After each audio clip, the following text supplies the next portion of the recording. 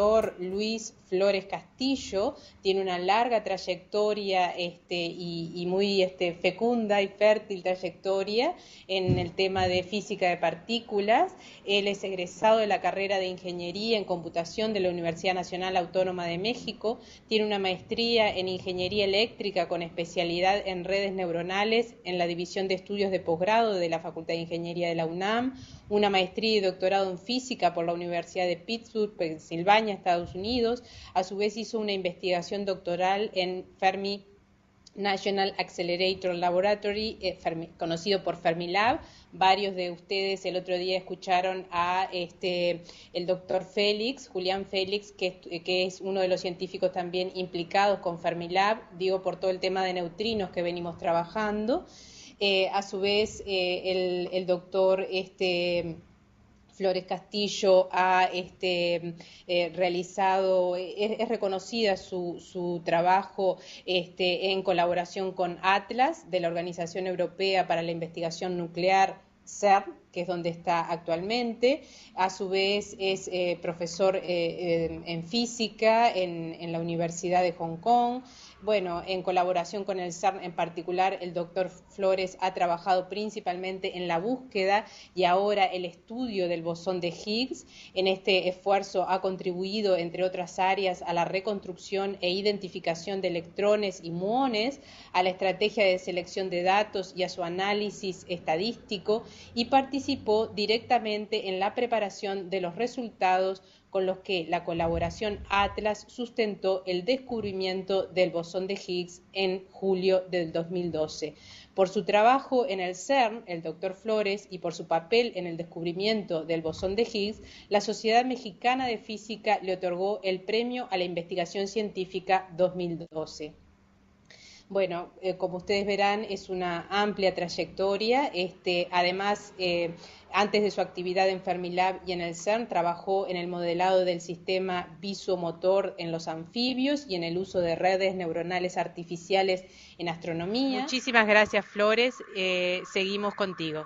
Por la invitación, la verdad se me hace muy importante hacer este tipo de iniciativas y pues bueno, me da mucho gusto poder compartir con ustedes un poco de lo que hacemos por acá y pues invitarlos a que pues continúen con la curiosidad de todo esto, ¿no? Entonces, vamos a empezar porque hay mucho de qué platicar y quisiera que tuviéramos tiempo para preguntas y respuestas, entonces pues vamos para allá. Los saludo antes de empezar con las transparencias desde el Centro de Control de Atlas. Ahorita no lo vamos a ver todavía en detalle, al rato lo mostramos un poco más, pero bueno, ahorita vamos empezando con la plática un poco de PowerPoint y después regresamos a donde estamos ahora. Entonces, si pudiéramos poner las transparencias, ¿ya las están viendo, Delma? Perfecto. Ok, bueno, pues allá vamos. Entonces, me gusta empezar frecuentemente este tipo de pláticas sobre lo que se está haciendo en CERN pidiéndole a la audiencia, pidiéndole a ustedes que se imaginen que estamos, en vez de estar platicando sobre cosas que se han hecho, imaginen que estamos en un panel gubernamental que está decidiendo qué es lo que se va a hacer en ciencia en los próximos años y que tienen junto a ustedes a un grupo de investigadores y uno de ellos les dice a ustedes que son parte de este panel, imagínense que ustedes son parte del Ministerio de Ciencia de su país, y un investigador les dice, hemos diseñado en este equipo de trabajo un experimento con el que podemos cambiar la forma de entender el universo. Y les empieza a platicar de qué se trata, les empieza a enseñar cómo funcionaría el aparato, les dice más o menos cómo sería y les comenta, bueno, pero para esto vamos a necesitar una inversión muy fuerte para poder hacerlo. Preguntan, ¿de cuánto?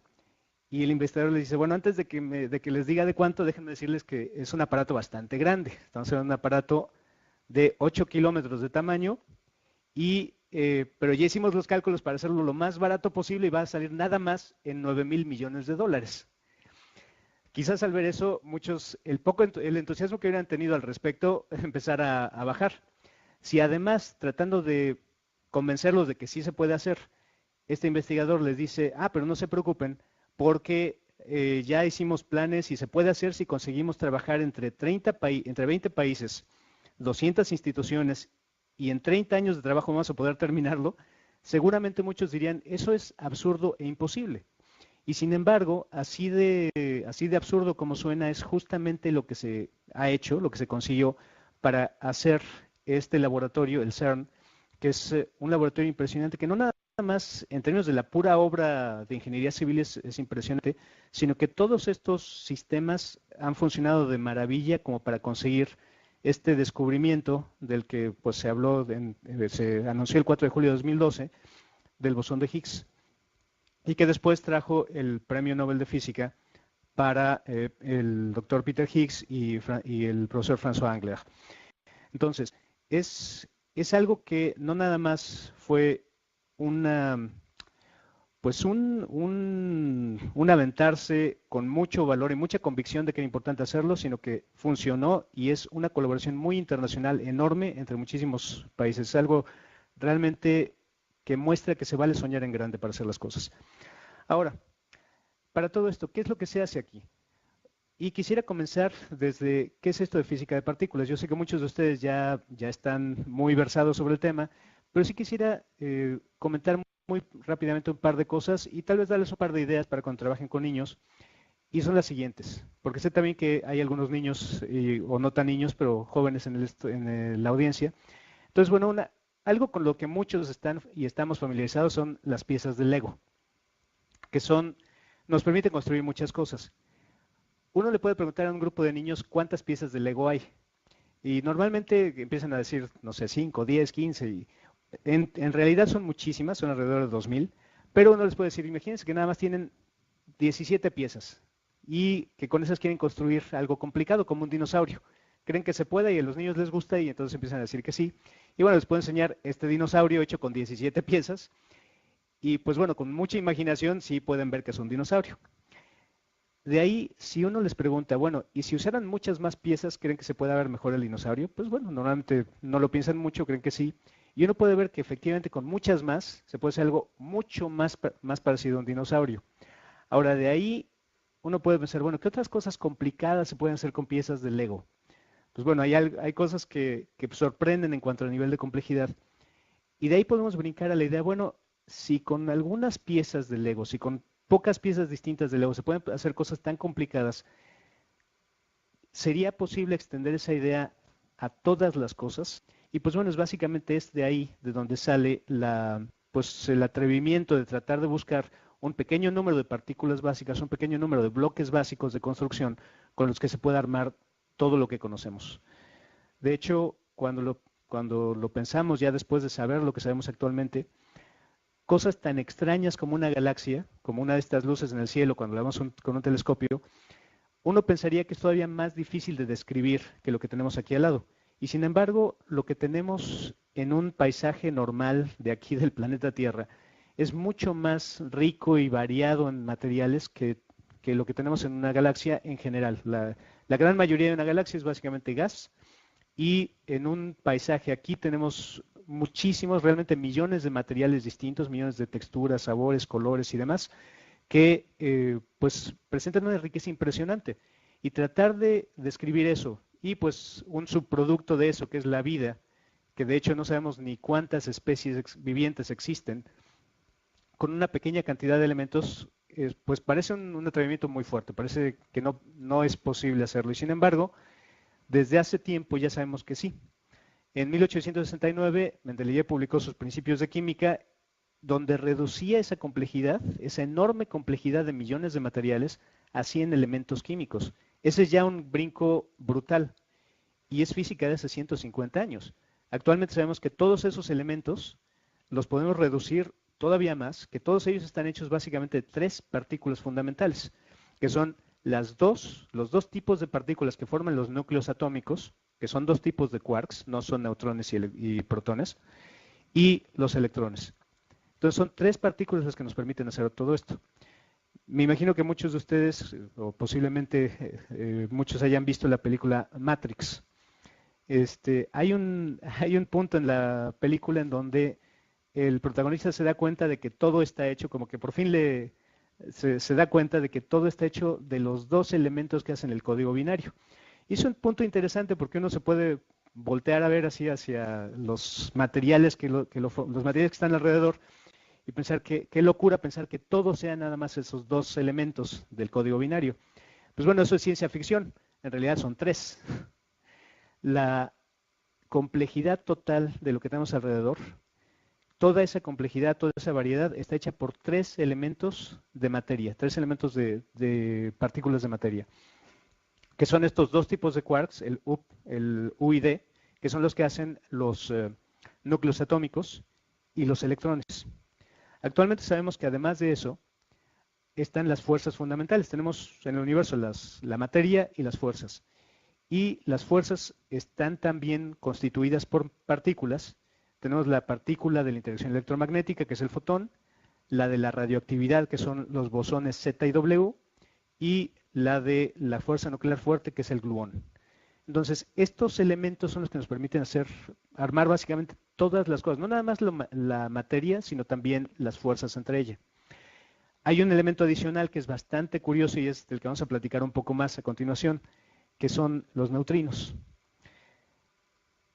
Junto con los neutrinos, una vez que tenemos los 2 quarks, los neutrinos y los electrones, tenemos una familia completa que tiene varias peculiaridades. No son nada más 4 partículas y ya. Tienen cada una cierta carga, que estoy mostrando ahora. Los quarks tienen cargas más 2/3 y menos 1/3. Los neutrinos tienen carga 0, no tienen carga, y los electrones tienen carga -1. Y además de eso, no nada más son las cargas, sino que hay partículas que interactúan con ciertas partículas de fuerza. Por ejemplo, los quarks interactúan con todas las partículas de fuerza. Los neutrinos y los electrones interactúan solo con los Ws y los Zs. Y los electrones también interactúan con los fotones. Entonces, estas 4 partículas de materia tienen una riqueza mucho mayor. Es una estructura bastante más rica que únicamente una lista de 4 elementos. Y no para ahí la cosa. Resulta que eventualmente nos dimos cuenta de que además de esas 4, la naturaleza repitió el patrón completo con mayor masa. Es decir, tenemos además del quark U, también un quark C, además del D1S, que es parecido en cuanto a que tiene la misma carga, pero que tiene mayor masa. También hay un neutrino más grande que el neutrino original que se encontró, y un segundo leptón, es decir, un primo del electrón con mayor masa. Y no para ahí, sino que también sabemos que hay una tercera familia de partículas que, pues otra vez, tienen las mismas peculiaridades, la misma estructura, y no sabemos por qué son 3. Ya sabemos que son 3, pero no sabemos por qué son esas, y hay muchos misterios todavía al respecto. Con esas partículas, más el bosón de Higgs, que fue descubierto en CERN en el año 2012, podemos describir básicamente todos los fenómenos físicos conocidos. Y eso es por eso que este modelo completo con todas las relaciones matemáticas entre estas partículas se llama el modelo estándar. Pero aún hay mucho por entender. Y para entenderlo lo que hay que hacer es buscar, explorar si hay nuevas partículas y tratar de medir lo que podamos de las partículas que ya tenemos aquí. Entonces, ¿cómo se hace esto? ¿Cómo se buscan o cómo se estudian las partículas elementales? O las partículas compuestas también. Pues la manera en que lo hacemos en el CERN, en la Organización Europea para la Investigación Nuclear, es la siguiente. Es utilizando un acelerador de partículas, que aquí lo pueden ver, es esta obra que les comentaba al principio, que parece absurda como una propuesta, pero que realmente fue posible hacer. Son 27 kilómetros de circunferencia, está bajo tierra, entre 50 y 150 metros bajo tierra. En promedio son 100, pero como el terreno está un poco inclinado y también el acelerador mismo está un poco angulado, en algunos lugares está a 50 metros debajo de la superficie y en otros a 150. Lo que hacemos aquí es hacer circular 2 haces de protones casi a la velocidad de la luz y hacerlos chocar en algunos puntos del sitio. Allá adentro lo que tenemos para hacer estas colisiones, para producir la aceleración de las partículas, es alrededor de 1600 magnetos superconductores. Algunos están dedicados a hacer que las partículas den vuelta y otras a enfocar el haz y otras a hacerlo más puro, y en fin, hay varios tipos de magnetos. Y lo que hacemos chocar, no podemos hacer chocar un protón contra otro. Tenemos que hacer chocar nubes de protones de 100.000 millones de protones contra 100.000 millones de protones. Estamos hablando de tantos protones en cada nube como estrellas hay en la Vía Láctea. Es realmente una cantidad impresionante, concentrados en un par de agujas, en un par de nubes que son como pequeñas agujas de 30 micras de diámetro por varios centímetros de largo. Y estas colisiones entre nubes se hacen 40 millones de veces por segundo. Realmente todos estos números son difíciles de imaginar y es algo, yo creo que aunque uno haya trabajado aquí por años, sigue siendo impresionante que sea posible hacerlo. Ahora, lo que se hace con esto es que estos choques suceden en el centro de grandes detectores y estos detectores son los que se utilizan para tratar de desenmarañar lo que sucedió en el centro, al momento de la colisión. Aquí tenemos uno de ellos, es el detector Atlas, que es el más grande en términos de tamaño físico. Son alrededor de 3.000 científicos, 180 instituciones y 38 países, es decir, es del tamaño de lo que les comentaba al principio. Y ambos detectores son de tamaño similar, CMS es un poco más pequeño. Estos son 2 de los 4 detectores, me estoy enfocando en ellos 2, solo por poner 2 ejemplos. Hay 2 más que son ALICE y el HCB, pero estos son los 2 que tenía en esta transparencia, entonces son por lo que me voy por ahí. Aquí está una comparación con un edificio de 5 pisos, para que vean más o menos el tamaño. Estamos hablando de detectores de 25 por 45 metros, 25 metros de alto o de diámetro por 45 de profundidad, es el detector Atlas, y 7.000 toneladas de peso, y CMS de 15 metros por 21 de profundidad y 12.500 toneladas. Son como cámaras digitales tridimensionales de 100 millones de sensores y que además pueden hacer la determinación al vuelo de cuáles de los eventos hay que mantener. Y entonces básicamente son como estas cámaras tridimensionales digitales, pero que pueden tomar 40 millones de fotos por segundo y decidir cuáles de ellas, cuáles 600 de ellas mantener para después hacer análisis. Entonces es realmente un logro de ingeniería enorme el que se consigue con ellos. Ahora, y para poner todo esto junto y que vean cómo es este proceso de la colección, vamos a ver un pequeño video y le voy a pedir a Delma si lo puede transmitir ella para que lo vean un poco con mejor calidad. Sí, ya va.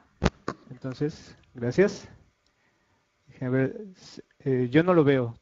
Ahí está. Ok, entonces ahí lo que estamos siguiendo son en los puntos rojos las nubes de protones, o bueno, de hecho es un protón en este caso, y pueden ver cómo van pasando de una a otra etapa, cada vez mayores en diámetro. Aquí tenemos uno de ellos que es el PS, y después pasa a uno más que se llama el SPS, el Superproton Synchrotron, que tiene 7 kilómetros de diámetro, de perímetro, perdón.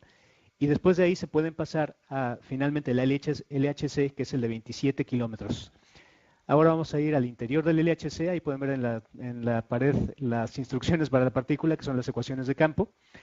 Y ahora podemos ver cómo pasamos la frontera franco-suiza varias veces. Entramos a ver a los protones, ahí tenemos uno con sus 3 quarks dentro, que se dirige hacia el centro del detector Atlas y viene otro protón del otro lado para chocar en el centro. Ahora vamos a hacer el detector Atlas transparente para que podamos ver lo que sucede. Y de la energía que traen estas partículas, hay un promedio de 500 partículas saliendo disparadas en todas direcciones y que van a pasar por el detector, dejando rastro de por dónde pasaron.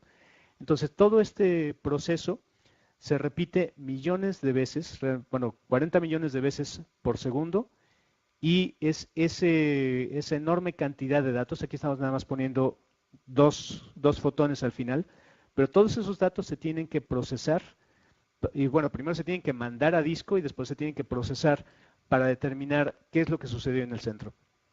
Entonces ese es el proceso completo de lo que hacemos pues todo el tiempo en estos detectores. Ahora, si podemos pasar de regreso a la presentación en PowerPoint, por favor.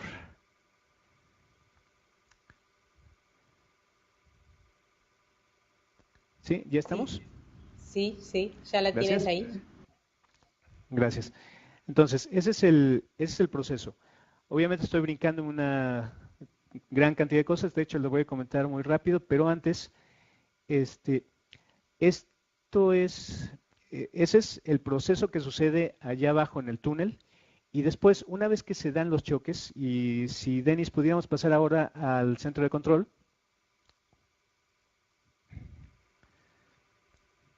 Aquí está. Una vez que se dan los choques, lo que sucede es que toda esa información que se produjo en el choque y todas las partículas pasando por los detectores dejan rastro en los detectores y todos esos rastros, imagínense 500 partículas por cada choque y estamos hablando de, de 40 millones de cruces de nubes por segundo, y de esos 40 millones, en cada uno de ellos, aunque van una enorme cantidad de protones, hay alrededor de 20 choques nada más entre un par de protones, lo cual también es impresionante. De tantos protones como tenemos en la Vía Láctea, una Vía Láctea contra otra Vía Láctea de protones, al cruzarse únicamente 20 protones chocan. Pero esos 20, cada uno dejan 500 partículas en todas direcciones, y esas pasan por los detectores. Ahora, todos esos detectores mandan las señales de dónde fue el choque hacia los sistemas de cómputo, los sistemas de toma de datos, y estos sistemas de toma de datos, después de decir cuáles eventos se mantienen, los mandan hacia los sistemas de reconstrucción. Y en el centro de control del detector, que es el que estamos viendo ahora, se va monitoreando que todos estos sistemas estén funcionando. Ahí pueden ver a quienes están haciendo los shifts, que este es un cuarto que está todo el tiempo trabajando, las 24 horas de los 365 días, con gente monitoreando que las colisiones se estén tomando correctamente, que el detector esté funcionando bien, que los sistemas de todos los tipos de sistemas que hay estén en funcionamiento correcto. Y se puede ver en línea también cómo en este caso estamos viendo los haces, cómo está el sistema de haces del LHC, para ver si tenemos o no en ese momento BIM en el acelerador. Y si podemos ver el detector, los sistemas del detector se pueden ver también. Podemos ver déjenme ver si podemos ir hacia la derecha. No, donde vemos el detector completo.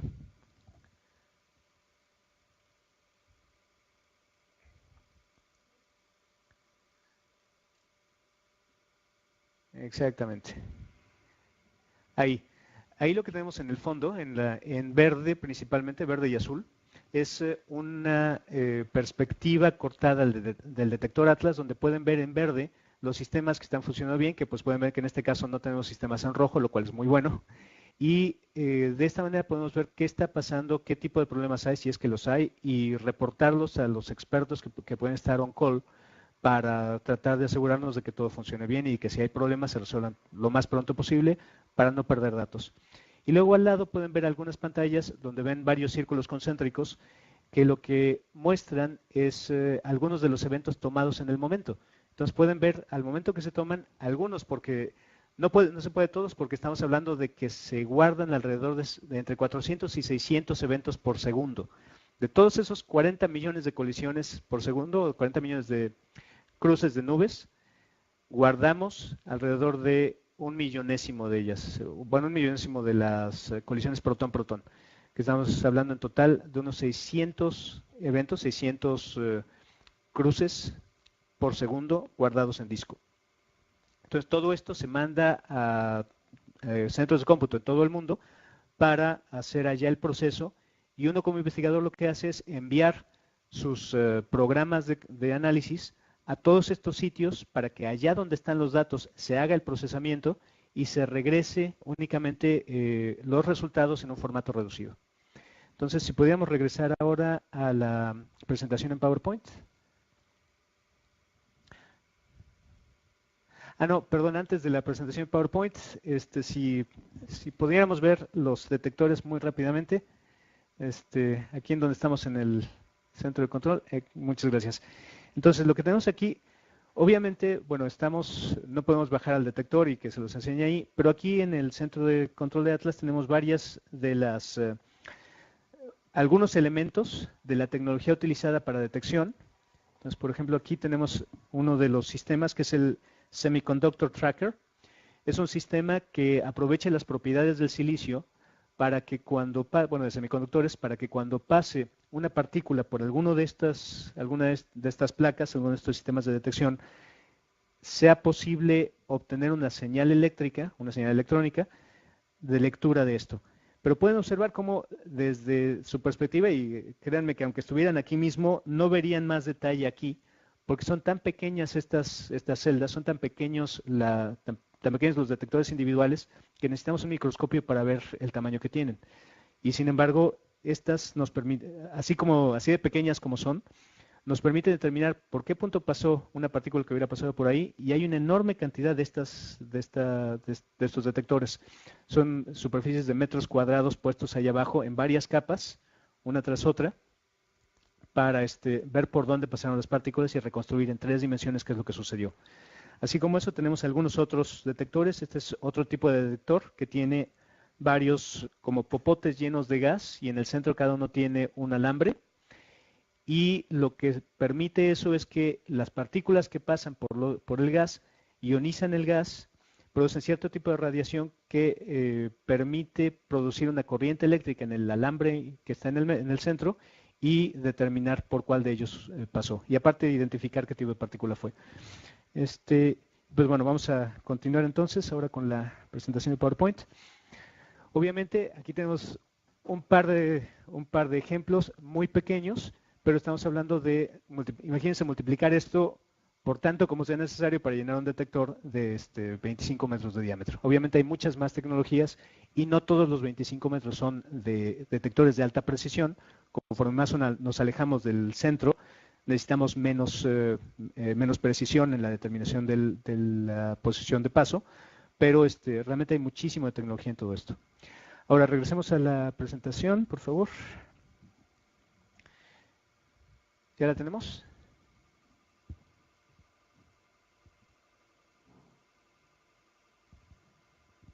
Bueno.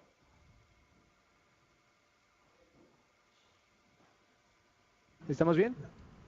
Okay. Tú Gracias. tienes que compartir escritorio. Yo lo tengo compartido.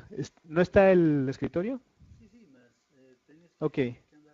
Pero sí estamos bien. Ok. Bueno, pues continuamos entonces. Ahora, regresamos a los neutrinos muy rápidamente. Pues bueno, con estos detectores se pueden hacer muchas cosas, pero ahora vamos a regresar a un poco más al papel de los neutrinos.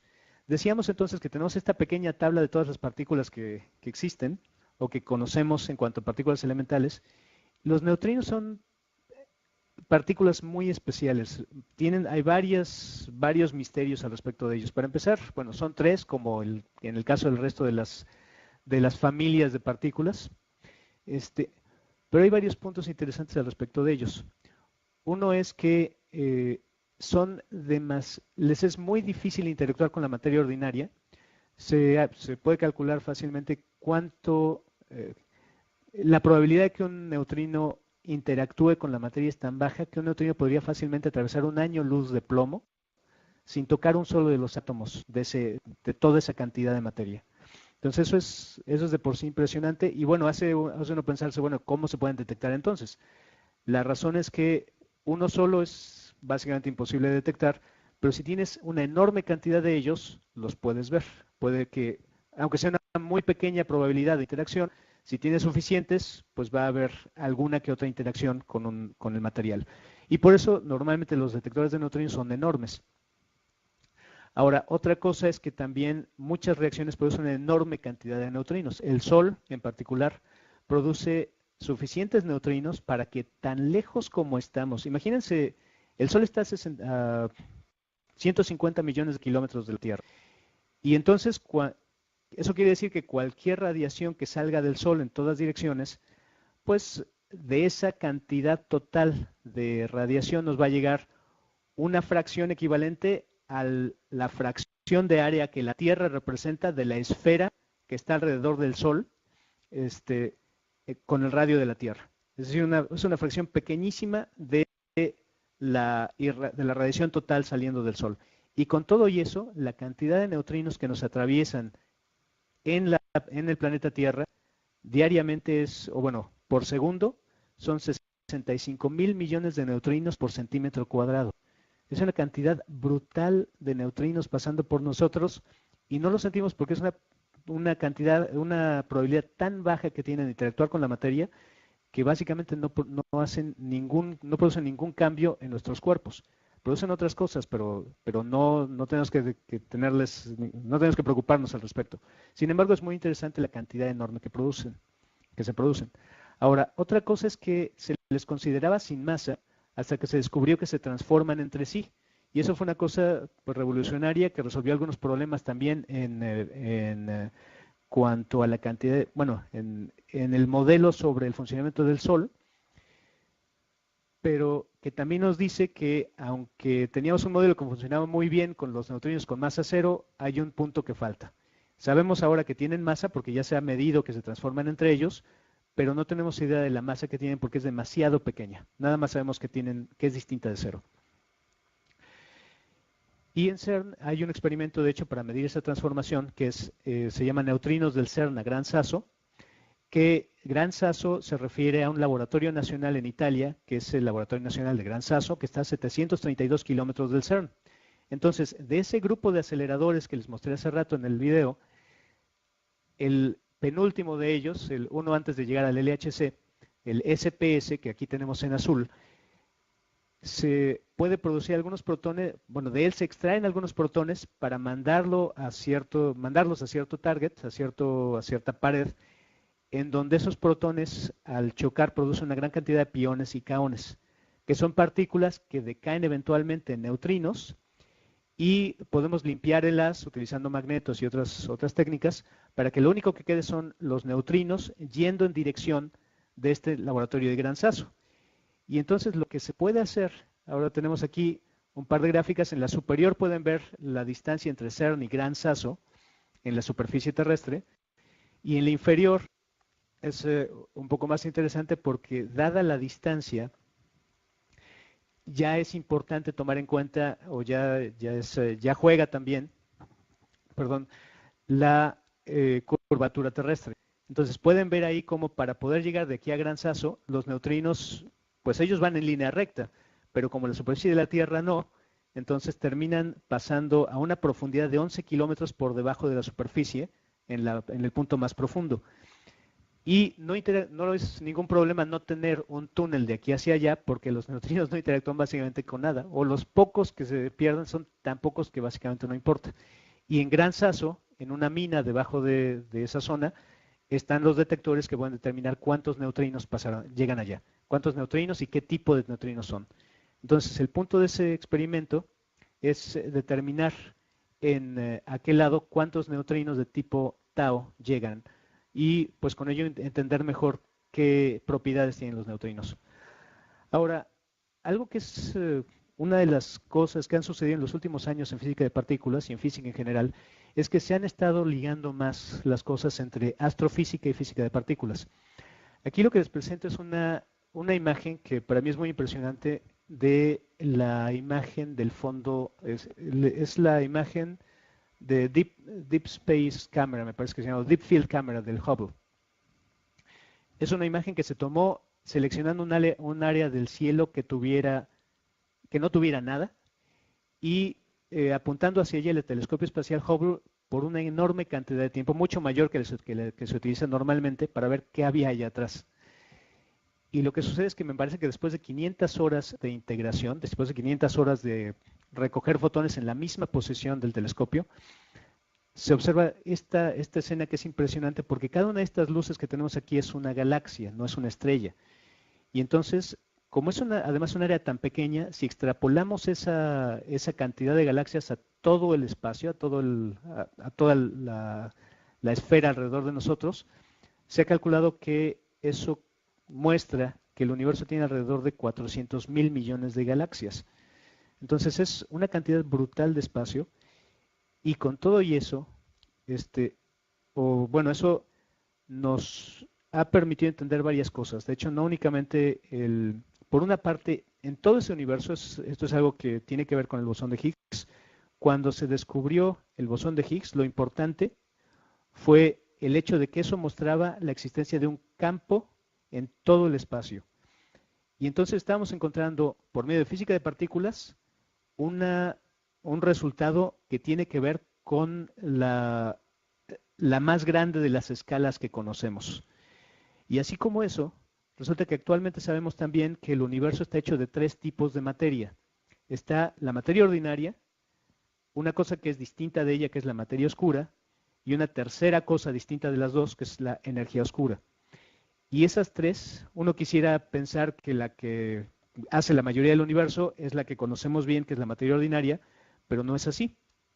La materia ordinaria forma únicamente el 5% del universo, la materia oscura forma el 25% y la energía oscura forma el 70% restante. Entonces todavía falta muchísimo por entender, y una cosa muy interesante también es que los neutrinos podrían jugar un papel interesante en la materia oscura, porque dado que tienen masa y que son tantos, el valor de su masa puede ser importante, como son tantísimos, una variación pequeña en la masa que tengan puede ser muy importante para nuestro modelo del universo en su conjunto. Entonces, pues bueno, con eso termino la parte de presentación y pues quedo abierto a sus preguntas de cualquier parte del tema que tengan, y pues bueno, si no sé, pues se los diré. Bueno, muchas gracias por esta videoconferencia. Por ahora no tenemos ninguna pregunta. Gracias. Hace un ratito hablabas que los neutrinos se transforman, ¿sí? Un estudiante pregunta ¿bajo qué condiciones o por qué se transforman? ¿Hay respuesta para eso? Sí, básicamente tiene que ver con... hay una cosa muy curiosa en mecánica cuántica. Déjame ver cómo se puede...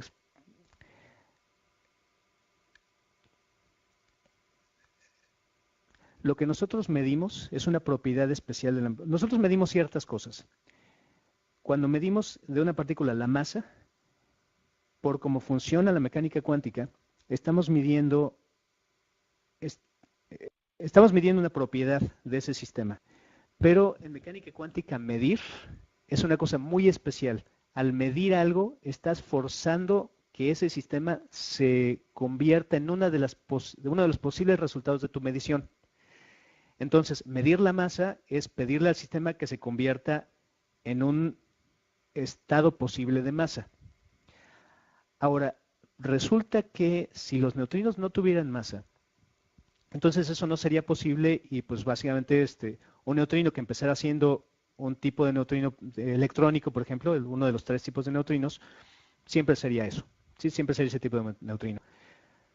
Si los neutrinos tienen masa, resulta que al medir su masa, puedes estar forzando al neutrino en un estado que no necesariamente es el estado natural de la interacción débil.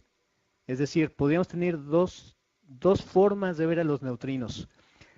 La forma correspondiente a forzarlo en un estado de masa y la forma correspondiente a su manera de interactuar con la interacción débil. Espero no estarme yendo, no sé quién hizo la pregunta, pero bueno. Entonces, si los neutrinos tienen masa y resulta que hay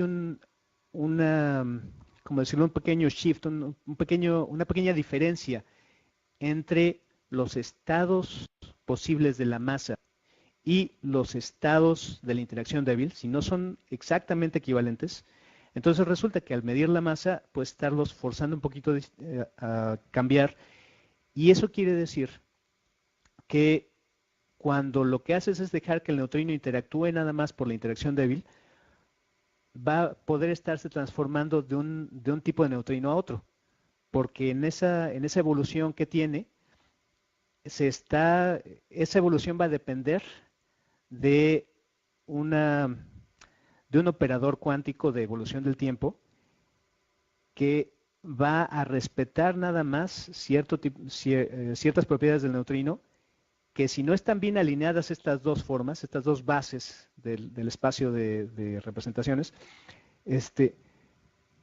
no tiene por qué respetar el valor de la masa, ¿sí? Entonces, voy a tratar de decirlo ahora de una manera diferente. Si los neutrinos tienen masa, entonces la evolución en el tiempo no puede menos que estarlos cambiando de uno a otro, ¿sí? Entonces, tiene que ver con ese mismatch entre los estados de masa y los estados respetados por la interacción débil. Así, sé que Es difícil hacer una explicación en términos mucho más sencillos, pero puedo intentarlo si eso no es, si dependiendo de quién preguntó. ¿Está bien esa respuesta o buscamos de otra forma? Sí. También, ellos alguna cosa de matemática a esta altura ya entienden, es decir, respecto a lo que son esperados. Ok, entonces, pues bueno, básicamente es lo que dije pasado un poco en matemáticas, es que los eigenestados de la interacción débil no necesariamente son los mismos que los eigenestados de masa. Y entonces, como ese es el caso, el operador de evolución cuántica va a producir una oscilación, porque básicamente es un exponencial. Entonces, si en ese exponencial pones un término que no es un eigenestado del operador, entonces va a haber oscilaciones. ¿Sí? Es básicamente eso lo que está sucediendo. ¿Sí? Entonces, si la masa es distinta de cero, hay oscilación y no hay vuelta. Ahora, esa oscilación va a depender de la diferencia de masa entre los neutrinos y entonces nos da información sobre la diferencia de masa, pero no sobre la masa de cada uno.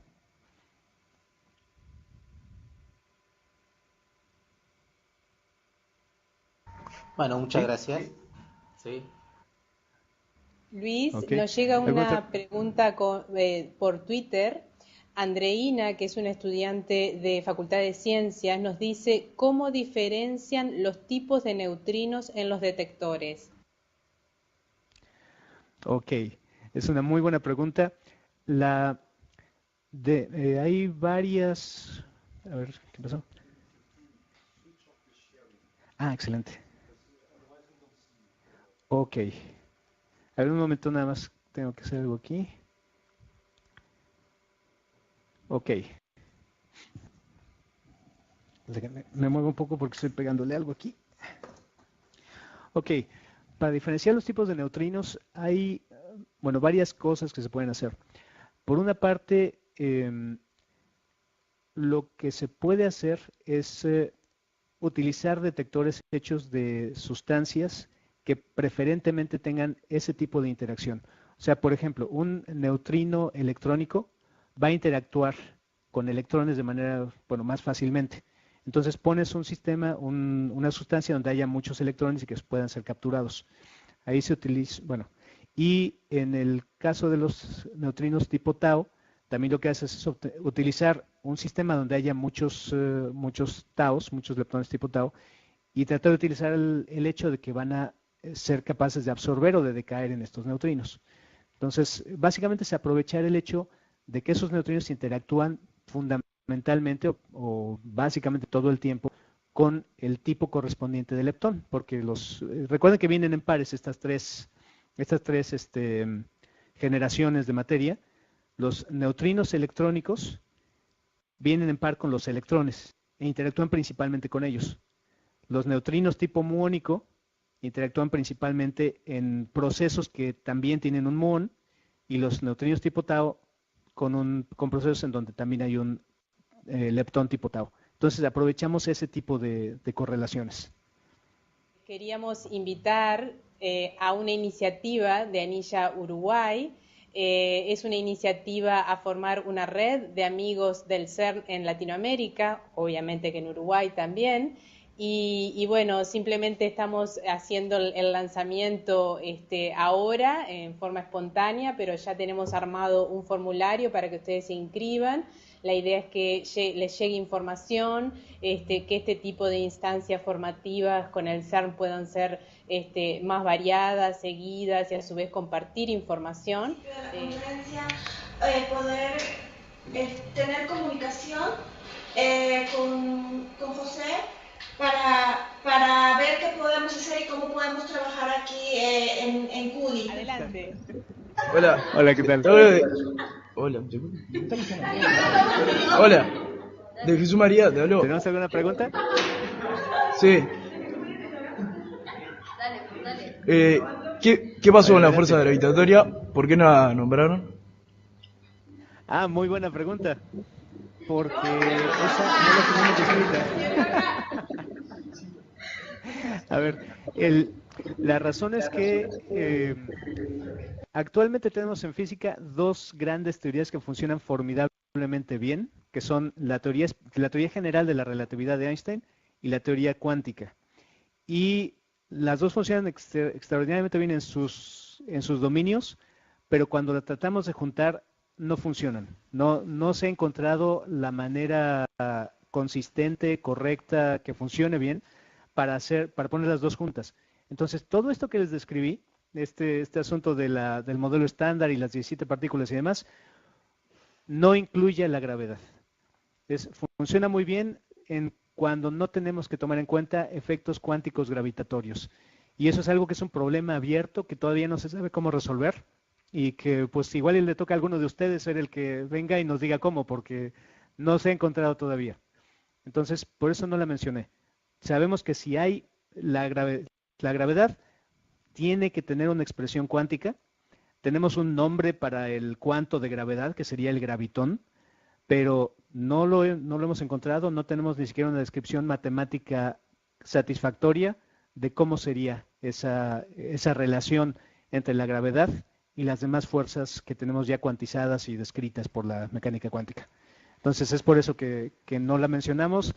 Y bueno, por suerte, para el tipo de experimentos que hacemos en CERN, o más que por suerte, por diseño, las partículas elementales son tan pequeñas que la fuerza gravitatoria entre ellas o con el planeta es completamente, es demasiado pequeña para que afecte en nada el trabajo que hacemos. Pero si hablamos, por ejemplo, de agujeros negros o del principio del universo o del fin del universo, en caso de que fuera un Big Crunch, en esos casos se requeriría el tener una teoría que pudiera al mismo tiempo describir lo muy pequeño y los campos gravitatorios muy fuertes. Y eso no se tiene todavía. Entonces, muchas gracias por la pregunta. Si ya se saben que existen solo 3 generaciones de partículas o pueden existir alguna más. Muy buena pregunta también. Hasta donde ya se midió cuántas generaciones debería de haber.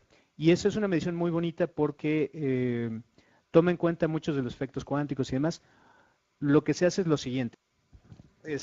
La partícula Z es una partícula que ya conocemos bien y que ya tenemos bien caracterizada.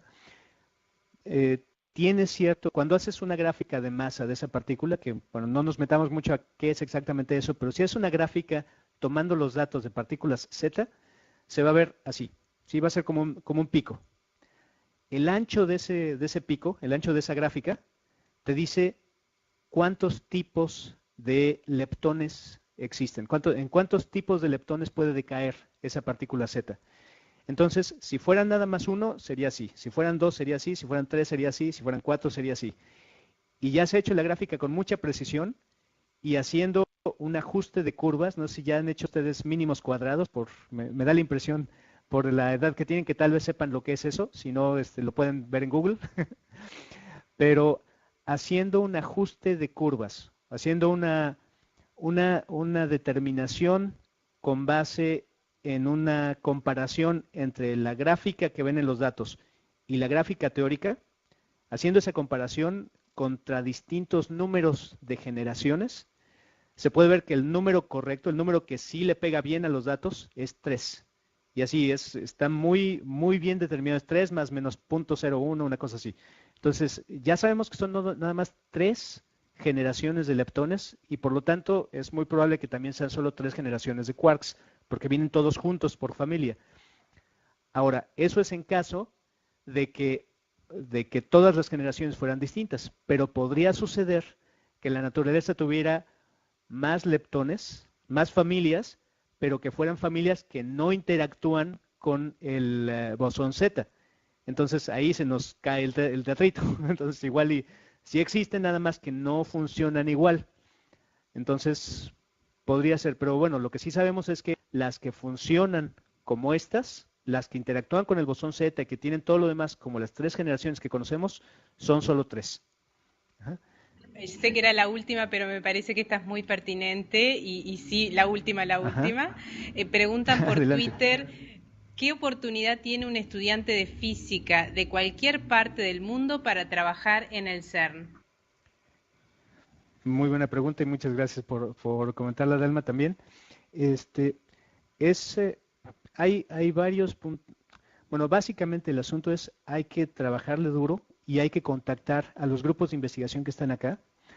No hay básicamente impedimento normalmente. Si hay un estudiante bueno y empieza a contactar a los grupos de investigación, frecuentemente se encuentran formas de traerlo. Obviamente hay muchos casos y es difícil hacer algo que funcione para todo, pero no hay un impedimento. Lo que hay que hacer es trabajar muy duro y, pues bueno, si es algo que te gusta, dedícale en serio. O sea, realmente yo creo que ahí lo que hay que hacer es seguir tu pasión. Si es algo que realmente te interesa, echarle muchas ganas y no darte por vencido. O sea, sí se puede, hay que buscar, puedes, normalmente, de hecho, uno a veces piensa que nada más hay grupos de investigación de esto en ciertos países.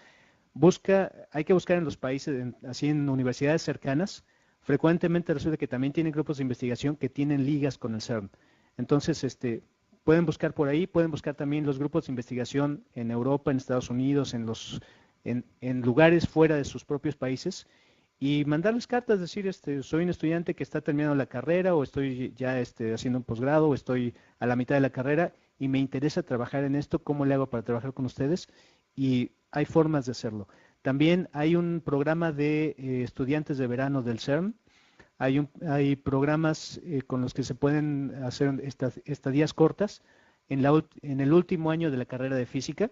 Entonces, cada año salen las convocatorias en enero y los seleccionados son traídos acá a un programa, me parece que de 2 meses durante el verano. Y frecuentemente quienes vienen y trabajan aquí, hay investigadores que los conocen y que después siguen en contacto y se encuentran formas de traerlos. Entonces, hay muchas oportunidades, lo que hay que hacer es pues trabajarle duro y contactar gente y no darse por vencidos.